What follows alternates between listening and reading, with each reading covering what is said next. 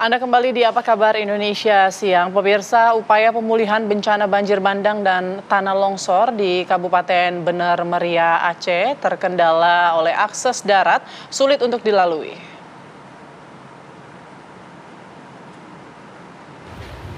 Para korban banjir kini masih membutuhkan bahan pokok seperti beras.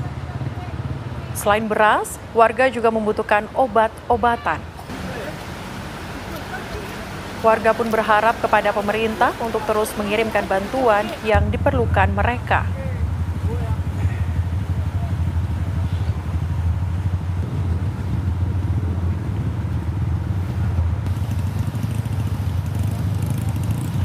Harusnya ini kurang lebih bang, tanah ini.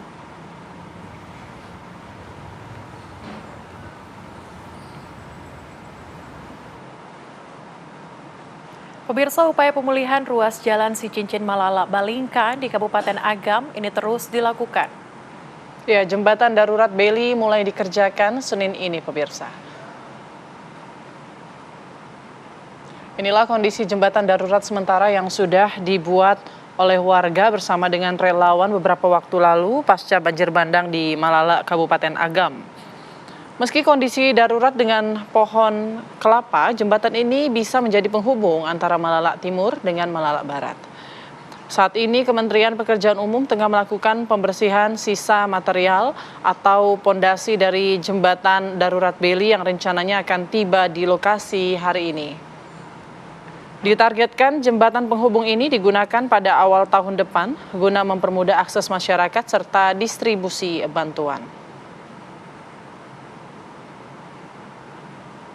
Dilakukan pembersihan material longsor dan persiapan untuk pemasangan Aramco untuk dijadikan jembatan darurat yang rencananya fungsional dalam 2 minggu ke depan, sehingga dapat menghubungkan masyarakat dari arah Cincin menuju Malala dan melancarkan akses pertanian dan perdagangan nantinya. Ya, kita akan perbarui informasi terkini dari penanganan dan juga pemulihan pasca bencana banjir bandang dan juga longsor di Pulau Sumatera. Sudah ada 3 rekan kami, Syaren Situmorang di Tapanuli Tengah, kemudian Donald Caniago dari Agam Sumatera Barat, dan Alvin Saputra dari Aceh. Kita ke Syaren terlebih dahulu. Syaren, bagaimana proses pemulihan pasca bencana di sana? Baik, Syaren, tampaknya masih mengalami gangguan komunikasi. Kita bergeser ke Donald Caniago di Sumatera Barat. Donald Caniago, bagaimana pemulihan pasca bencana di lokasi Anda? Di Kabupaten Agam, tempat saya mengabarkan ini, perlahan namun mulai menggeliat, artinya sejumlah tempat-tempat wisata, terutama pada Natal baru ini, mulai menggeliat atau mulai mencoba untuk bangkit pasca bencana. Seperti di kawasan Ngarai Sianok, sejumlah pemilik tempat kafe begitu sudah mulai buka kembali pasca terjangan banjir bandang beberapa waktu lalu. Sedangkan meskipun di kawasan Sumatera Barat atau bagian dari Kabupaten Agam ini merupakan daerah wisata, diharapkan akan bantu masyarakat atau wisatawan datang ke sini sehingga geliat ekonomi akan terus berputar. Dan sedangkan di sejumlah titik-titik jalan yang masih saat ini masih putus, upaya masih terus dilakukan pengebutan pengerjaannya seperti di kawasan Malala, di mana jalur tersebut merupakan jalur alternatif antara Padang dengan Bukit Tinggi. Di kawasan inilah salah satu dampak daerah terparah diterjang banjir bandang pada akhir bulan lalu. Ditargetkan pemasangan jembatan Beli ini akan selesai pada 2 minggu ke depan, karena hari ini dijadwalkan bahan dari jembatan Beli itu akan datang di daerah Malala, sehingga diharapkan ketika sudah berfungsi atau sudah selesai dibangun, akses transportasi masyarakat dari Malala ke Bukit Tinggi ataupun dari Padang ke Bukit Tinggi melalui jalan alternatif Cincin Malala Balingka ini kembali bergeliat sebagaimana mestinya, meskipun masih dalam situasi darurat. Begitu.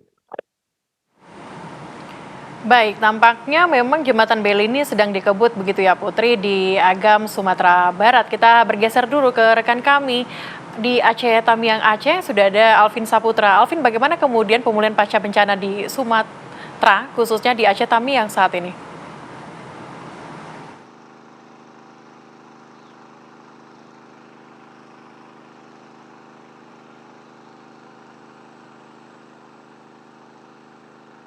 Ya baik, Putri, Celia dan juga pemirsa, memang pasca terjadinya banjir bandang dan juga tanah longsor di Provinsi Aceh, saat ini memang dari masyarakat Aceh sendiri masih kesulitan untuk mengakses air bersih karena banyaknya lumpur dan air juga tercemar lumpur sehingga tidak lagi bersih. Saat ini saya mengabarkan langsung berada di tempat penyulingan air bersih yang berada di Aceh milik dari PMI sendiri. Dan inilah situasinya, tepat berada di pinggir kali karena dari PMI sendiri mengambil air ini dari air kali yang sudah tercemar lumpur sehingga nantinya bisa disuling kembali dan akan bersih dan bisa digunakan oleh masyarakat. Nah, pemirsa, ini contoh air mungkin yang bisa saya gambarkan sedikit.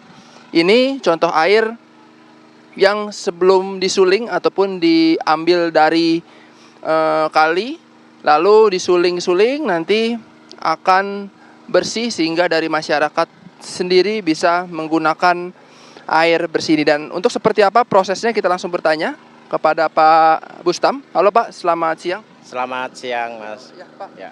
Bisa dijelaskan mungkin Pak, ini programnya namanya apa dan prosesnya seperti apa nanti Pak? Siap. Ini adalah bentuk layanan PMI atau kami dari tim WOS atau Water Sanitasi and Hygiene Promotion dari PMI untuk layanan ke masyarakat Tamiang. Ya. Terkait dengan proses, jadi tadi dari sumber air kemudian kita tarik menggunakan mesin ke penampungan. Boleh kasih lihat Pak untuk penampungannya? Ya. Penampungan itu sendiri namanya penampungan raw water dengan kapasitas 35.000 liter. Kemudian di dalam apa namanya?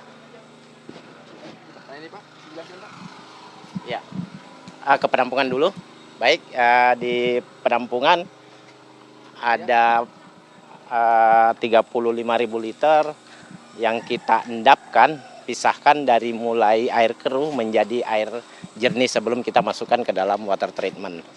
Nah, ini proses pemberian larutan tawas atau aluminium sulfat untuk menjernihkan air. Tentunya dosis yang kita berikan ini sudah kita hitung sehingga dosisnya adalah dosis optimum yang tepat yang nantinya bisa menjernihkan air secara maksimal. Nah ini memang prosesnya penuangannya sedikit-sedikit begini Pak? Ya, jadi untuk penuangannya kita sesuaikan dengan kecepatan air, kemudian volume air dan jumlah dosis yang kita berikan. Ya, nanti Pak, setelah proses pemberian ini Pak, langsung kemana? Proses pemberian ini nanti dia kotorannya akan mengendap, kemudian akan kita masukkan ke dalam water treatment. Ya. Nah, water treatment ini namanya adalah OX. Nah, jenis OX ini kapasitasnya bisa memproduksi air sebesar 4.000 liter per jam. Iya.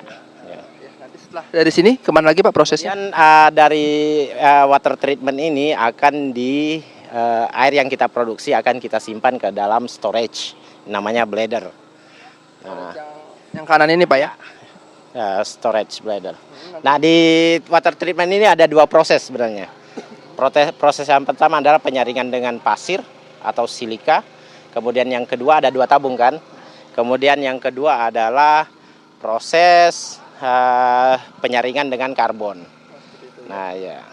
Nanti setelah itu Pak? Setelah itu air masuk ke dalam penyimpanan atau storage yang namanya bladder. Nah dari bladder ini nanti kita akan distribusikan masuk ke dalam truk tangki, kemudian langsung didistribusikan ke masyarakat. Oh, seperti itu ya. Berarti Pak, saat ini seharinya berapa truk yang dikerahkan Pak untuk masyarakat di Aceh ini saat terjadinya bencana ini Pak?